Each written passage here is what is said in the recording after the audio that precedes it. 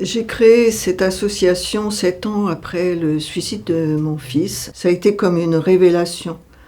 Je n'avais pas vu son mal-être, je ne l'avais pas compris.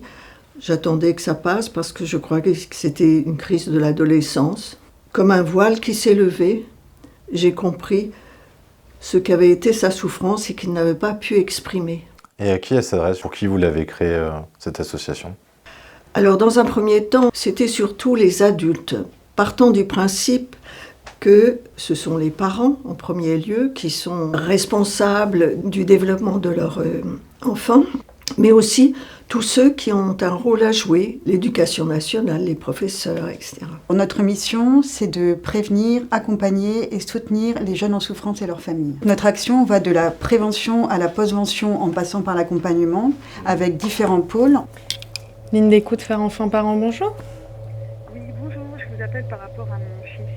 Alors dites-moi un petit peu, qu'est-ce que vous entendez par là? Alors on a tout d'abord un pôle d'aide à distance avec une ligne d'écoute qui est ouverte de 10h à 17h du lundi au vendredi, qui est tenue par des psychologues. On a aussi une adresse mail, ça va ou pas. Là, ce sont essentiellement des jeunes qui nous écrivent parce que ça répond à un besoin d'immédiateté. Et le chat, c'est tout nouveau. On a le chat depuis décembre 2023. Donc là, c'est essentiellement aussi les jeunes qui nous sollicitent, en général des jeunes qui sont en crise suicidaire, qui utilisent ce canal-là. À l'espace d'accueil et d'écoute, on propose des suivis psychologiques non payants, avec aucune limite de temps. Ça peut être des consultations individuelles pour les jeunes, des consultations parentales, on fait du soutien à la parentalité. Ça peut être des consultations familiales.